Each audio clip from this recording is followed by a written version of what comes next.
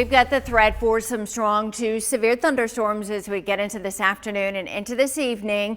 The timing early this afternoon through about 11 o'clock tonight. That doesn't mean that it's going to storm that entire time where you are, but that's when we expect the worst of the weather. And we'll get into specifics and exactly when it's going to be moving through your area. But damaging winds are possible, flash flooding, and even a tornado or two as we get into later on today. There's a look at the severe weather risk map from the Storm Prediction Center. Still a slight risk, so a level 2 out of 5, but they have updated this map, and this is the risk of a tornado or two, and you'll notice that they've increased the threat. It's still on the lower end of the scale, but for some of the northern counties, it's a little bit of a higher risk that we could see an isolated tornado or two than as you go a bit further south. Basically, wind shear looks a little more favorable up there across that part of the state. So let's talk timing.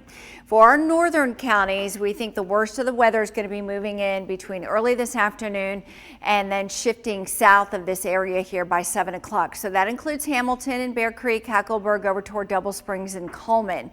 Now for the majority of us here in central Alabama, we're going to be looking for these thunderstorms between 4 and then 11 o'clock. 11 o'clock, they should be shifting south of us. So Carrollton and Tuscaloosa over toward McCalla and then over toward Pell City, Gadsden, Anniston, Oxford, down toward Chelsea and Clanton as well.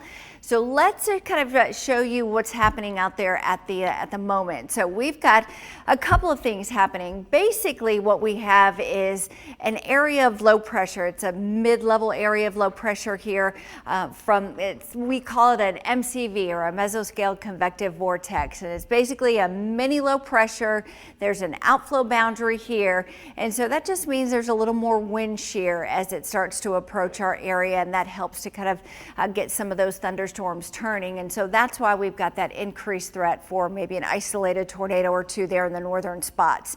Now, in addition to that, there is going to be some strong wind gusts. It's already pretty windy out there, so we've got a lot of wind energy already.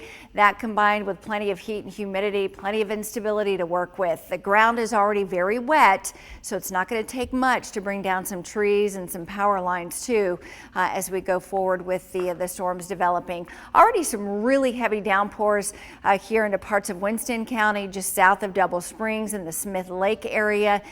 Not a lot of thunder and lightning with these so far. There may be a little bit, but overall, most of the thunder and lightning has been north and west of us.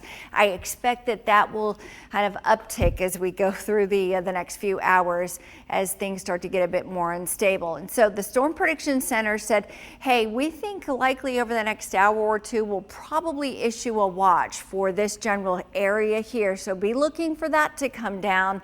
And then once that watch is issued, you really have to be plugged in to the weather going forward to see if any warnings are issued for your area.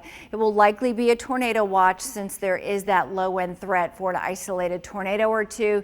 Damaging winds looks to be the main hazard though for the afternoon hours. There's a look at the 7-day forecast. So overall coverage comes down Tuesday, Wednesday, and especially over the weekend. Temperatures do get hotter.